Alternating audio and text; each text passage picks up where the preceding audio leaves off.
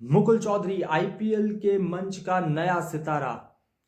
जो match Lucknow super giants के हाथ से लगभग फिसल गया था, उस मैच को वापस एलएसजी की झोली में डाला मुकुल चौधरी ने। बेहतरीन पावर हिटिंग दर्शाई। उनकी बल्लेबाजी की चर्चा हम विस्तार से करेंगे। रिव्यू करते हैं कोलकाता नाइट राइडर्स बनाम Lucknow super giants. Lucknow super giants के कप्तान ऋषभ पंत ने टॉस जीता, पहले फील्डिंग का फैसला किया। केकेआर की शुरुआत अच्छी नहीं रही। फिन एलन दूसरे ही ओवर में आउट हुए। हालांकि जो कैच दिग्वेश राठी ने पकड़ा था, वो कंट्रोवर्सी उस पर हुई। ऐसा लगा कि शायद उनका पांव कुशन को कहीं छू गया। थर्ड एम्पायर उतने डिटेल में नहीं गए। फिन एलन को वापस पेविलियन जाना पड़ा। उसके बाद अजिंक्य रहाणे और अंकुरिश रघुवंशी ने अच्छी बल्लेबाजी की, सूझबूझ के साथ बल्लेबाजी की, अच्छे क्रिकेटिंग शॉट्स लगाए। 10 ओवर के बाद केकेआर का स्कोर था 98 रन, 1 विकेट के नुकसान पर। लेकिन पारी के दूसरे हाफ में केकेआर उस मोमेंटम को आगे बढ़ाने में कामयाब नहीं रहा।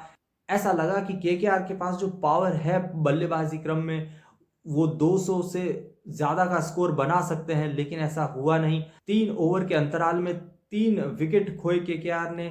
अजिंक्य रहाणे आउट हुए, फिर अंकुरिश रघुवंशी, रिंकू सिंह भी पेविलियन लौट गए। हालांकि उसके बाद कोई विकेट नहीं गिरा।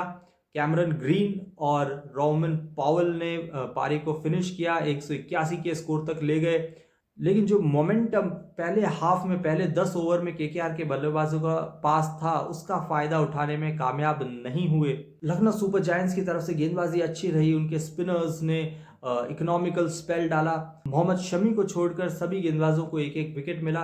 केकेआर के नजरिए से कैमरन ग्रीन का रन बनाना अच्छा रहा। उनसे आने वाले मैचेस में और ज्यादा एक्सपेक्टेशन होगी। कैमरन ग्रीन ने आज गेंदबाजी भी की और विकेट भी चटकाया। तो कैमरन ग्रीन केकेआर के आगे के सफर के लिए एक अहम खिलाड़ी होंगे। जवाब में लखनऊ सुपर जायंट्स को शुरुआत तो तेज मिली, लेकिन दोनों ओपनर्स पारी को लंबा नहीं ले जा सके। 4 ओवर में 40 रन बन चुके थे, लेकिन एक ही ओवर में दोनों ओपनर वापस डगआउट में लौट गए। उसके बाद छोटी छोटी साझेदारियां जरूर हुई।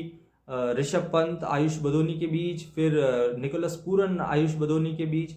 लेकिन ऋषभ पंत और निकोलस पूरन दोनों ही एक लंबी पारी खेलने में नाकामयाब रहे। जैसा हमने प्रीव्यू में बात की थी, लखनऊ सुपर जायंट्स के लिए इनके ओवरसीज बल्लेबाजों का रन नहीं बनाना चिंताजनक है। दोनों ओपनर्स को शुरुआत तो मिल रही है, लेकिन उस स्कोर को वो लंबा नहीं ले जा पा रहे हैं पारी को। आयुष बदोनी ने संभल कर बल्लेबाजी की, बहुत बढ़िया बल्लेबाजी की। लेकिन एलएसजी जब काफी पीछे था टारगेट से, तब आयुष बदोनी भी आउट हुए। उसके बाद मोहम्मद शमी भी बिना ज्यादा स्कोर में इजाफा किए पेविलियन में वापस लौट गए। और 16 ओवर की समाप्ति पर जब 7 विकेट गिर चुके थे, उसके बाद अंतिम 4 ओवरों में 54 रन चाहिए थे और क्रीज पे थे मुकुल चौधरी और आवेश खान। आवेश खान बल्लेबाजी के लिए उतना जाने नहीं जाते हैं, तो मुकुल चौधरी अकेले एक बल्लेबाज बचे थे। और अगर लखनऊ को ये मैच उस स्थिति से जीतना था, तो मुकुल चौधरी को ही वो सब रन बनाने थे। और ऐसा ही मुकुल चौधरी ने किया, सूझबूझ दिखाई।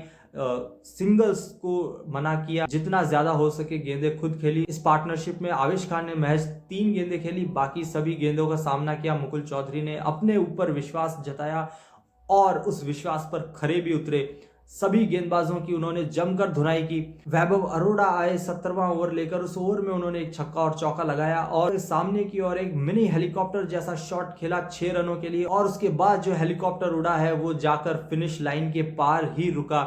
अगले ओवर में कार्तिक त्यागी को और 2 छक्के लगाए और उसमें एक बहुत खूबसूरत छक्का था। कार्तिक त्यागी ने शॉर्ट पिच गेंद डाली, गेंद सर के हाइट के आसपास थी और एकदम फ्लैट बैटेड 6 लगाया एक्स्ट्रा कवर के ऊपर से। आसान नहीं होता ये शॉट लगाना, और शॉर्ट पिच गेंदों ने काफी परेशान किया बल्लेबाजों को। टाइमिंग करना आसान नहीं था, विकेट्स भी गंवाए शॉर्ट पिच गेंदबाजी पर। लेकिन मुकुल चौधरी के शॉट में टाइमिंग भी थी, पावर भी थी, और वो गेंद बहुत दूर गई स्टैंड्स में। ये दिखाता है कि उनके पास में वो पावर गेम है, उनके 4 आर्म्स में कितनी ताकत है।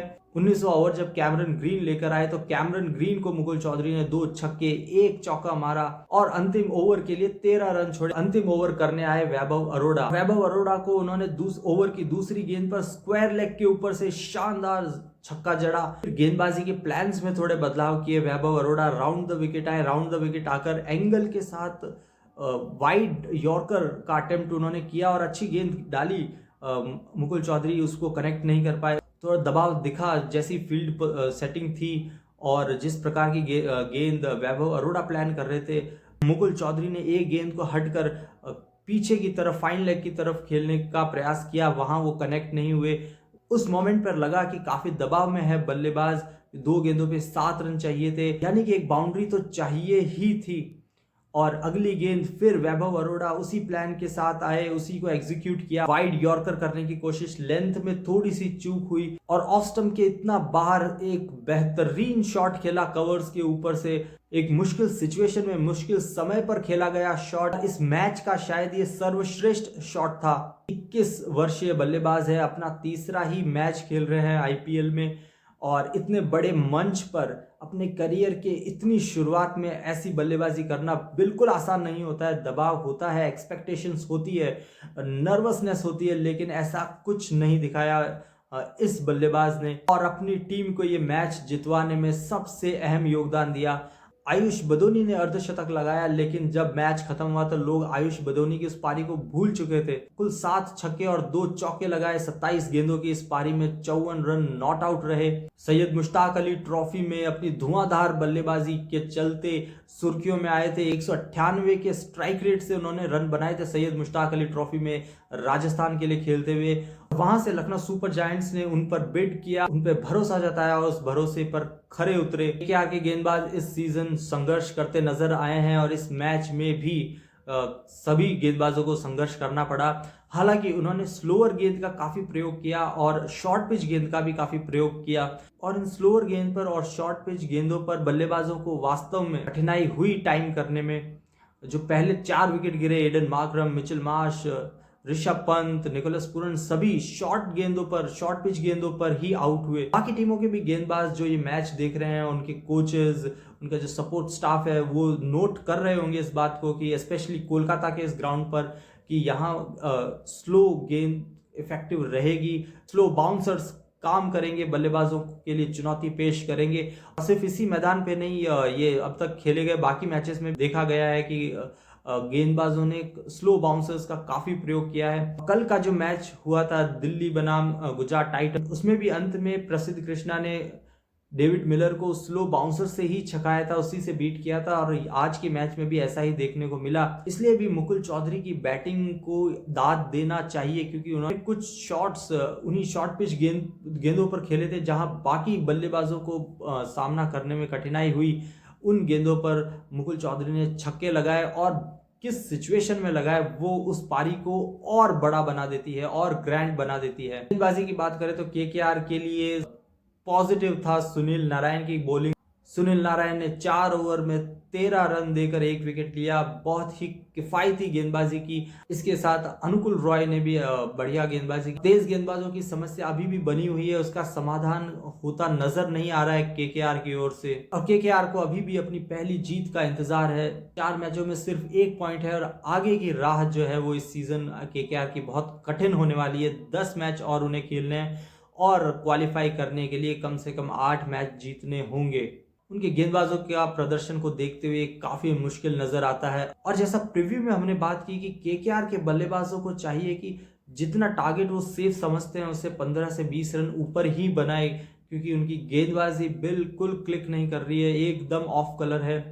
लेकिन केकेआर ने वो बल्लेबाजी में भी मोमेंटम जो मिला हुआ था उस मोमेंटम को गंवाया। वहां पर सिंह है केकेआर के लाइनअप में, बैटिंग में कुछ क्लिक नहीं कर रहा है, गेंदबाजी में कुछ कमियां हैं जिसके जवाब अभी तक केकेआर को मिले नहीं है। वो टीम का कॉम्बिनेशन एक पजल बना हुआ है। आने वाले मैचेस में कुछ और बदलाव की गुंजाइश रहती है। वरुण चक्रवर्ती एक बार फिट हो जाएंगे तो वो आ जाएंगे, लेकिन उनका प्रदर्शन भी अच्छा नहीं रहा है। तो कहीं ना कहीं केकेआर को जो अपना टीम का कॉम्बिनेशन है उस पर विचार करने की आवश्यकता है। फिलहाल इस वीडियो में इतना ही। अगला मुकाबला होगा राजस्थान रॉयल्स और रॉयल चैलेंजर्स बेंगलुरु के बीच। उस मैच का प्रीव्यू जल्दी ही लेकर आएंगे। वो प्रीव्यू देखने के लिए चैनल को सब्सक्राइब करें।